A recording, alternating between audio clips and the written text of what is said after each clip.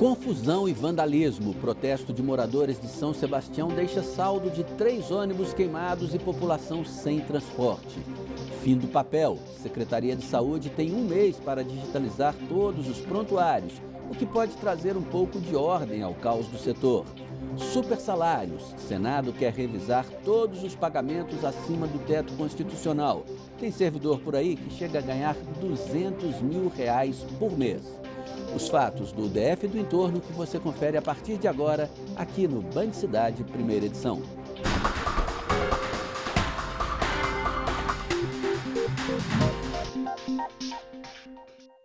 Olá, boa tarde. 3 ônibus foram incendiados em meio a um protesto de moradores contra a derrubada de invasões em São Sebastião. O grupo também bloqueou o acesso à zona rural Zumbi, ateando fogo em pneus.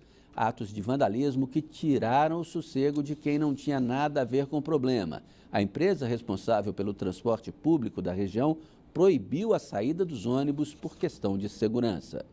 As paradas ficaram lotadas. Os ônibus de São Sebastião não circularam durante a manhã. Foi uma medida de segurança para evitar novos incêndios.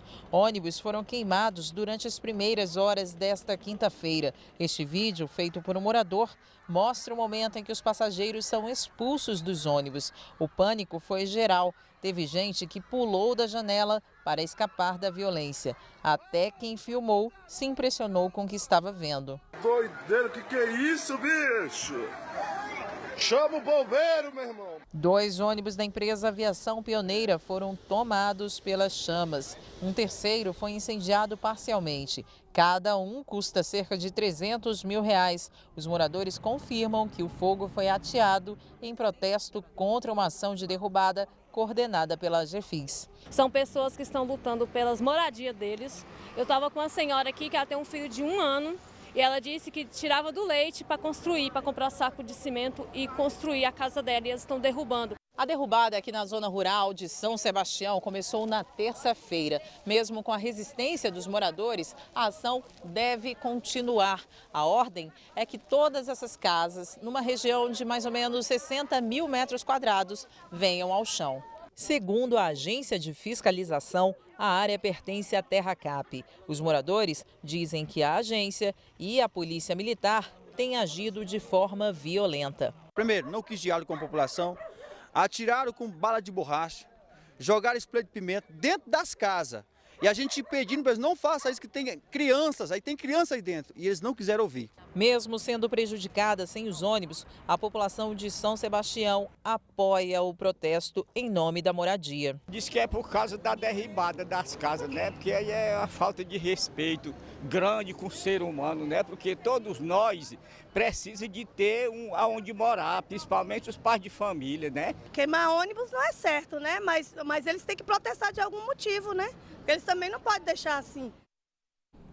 Os ônibus ainda não voltaram a circular. A Aviação Pioneira informou que a frota só retorna às ruas depois que não houver mais risco de vandalismo. 45 mil pessoas foram prejudicadas com a medida. Sobre as supostas agressões, a Polícia Militar se defendeu dizendo que houve resistência por parte dos moradores. Viaturas teriam sido quebradas e PMs atingidos por pedras.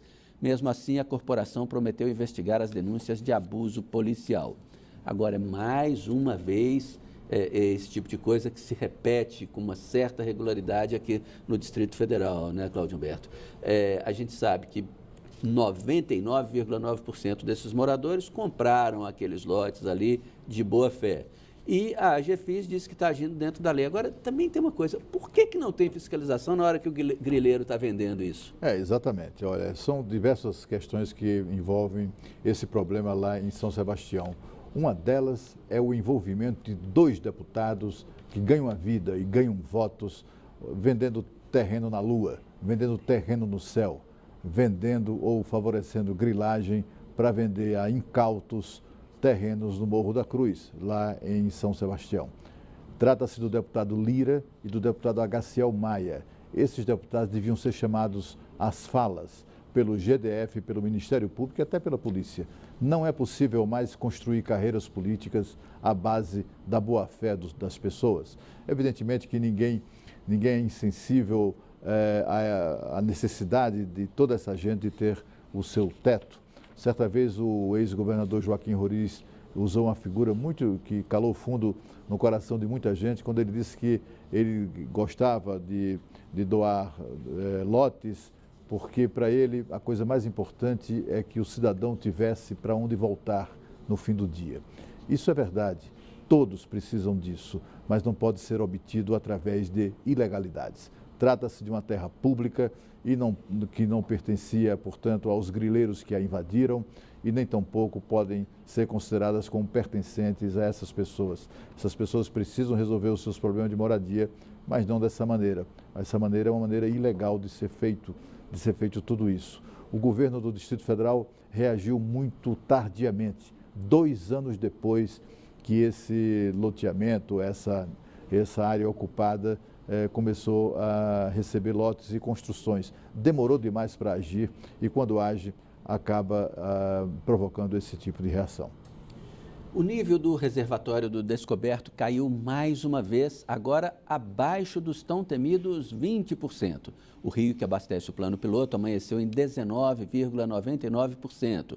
O racionamento está automaticamente autorizado pela DASA, mas quem coloca o plano de contingenciamento em prática é a CAESB. A companhia segue acreditando na chuva e disse que nada de corte, pelo menos por enquanto. O clima agora está nublado, mas a previsão é de novos temporais até o fim de semana. Chuva que até o momento, né, Cláudio Humberto, não contribuiu para aumentar o nível do reservatório, que só anda caindo.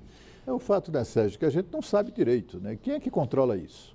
Né? Há denúncias ou há suspeitas de que tem alguém ali abrindo as comportas para manter o nível ali sempre para garantir esse reajuste criminoso que a DASA e a CAESB pretendem impor à população do Distrito Federal, claramente para resolver o seu problema de caixa e não o problema de água. O aumento criminoso de 40% na conta d'água não vai fazer aparecer água, muito pelo contrário, só vai penalizar as vítimas da incompetência da própria DASA e também da própria CAESB. Esses camaradas são muito bem pagos para não permitir que aconteça o que aconteceu. Eles foram incapazes de planejar e de tomar as providências e fazer as obras necessárias para que não faltasse água na torneira do brasiliense. E quem está pagando essa conta somos nós.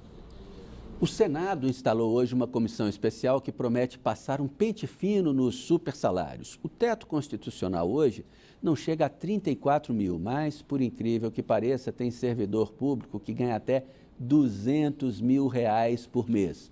Os detalhes ao vivo com Renata Dourado, que até merece, mas não ganha 200 por mês não, né, Renata? Muito obrigada pelo merecimento, Sérgio. Estou muito longe disso, estamos.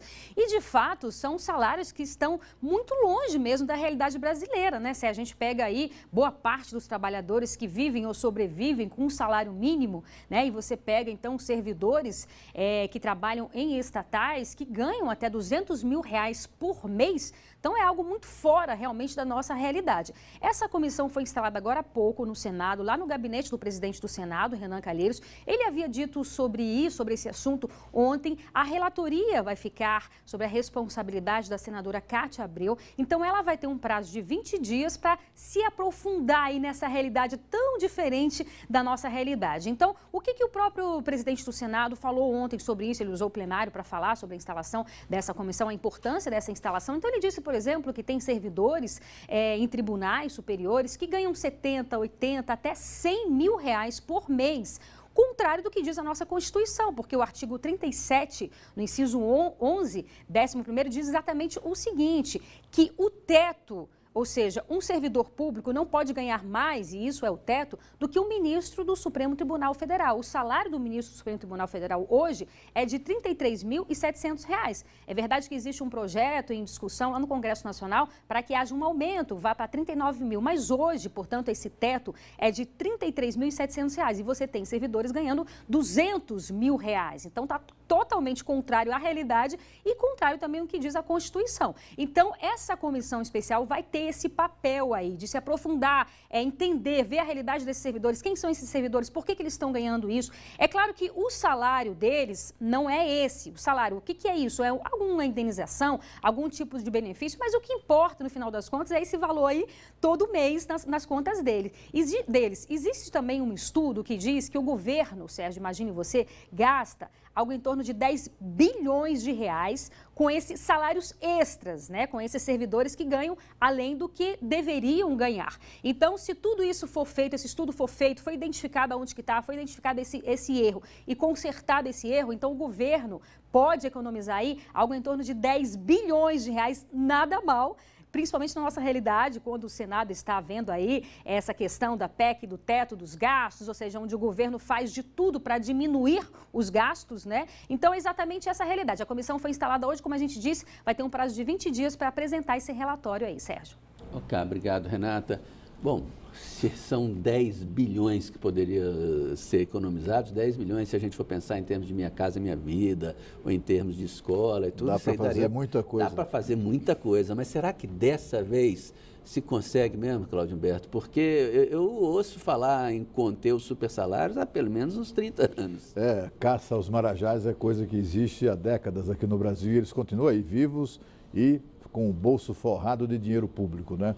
Olha, é evidentemente que esse levantamento tem que ser feito, mas é preciso também observar que isso está sendo interpretado, essa iniciativa de Renan Calheiros, como uma das suas retaliações contra as carreiras jurídicas do governo, porque estão concentrados esses casos de supostos salários acima do teto constitucional, se concentram sobretudo nas chamadas carreiras jurídicas da União.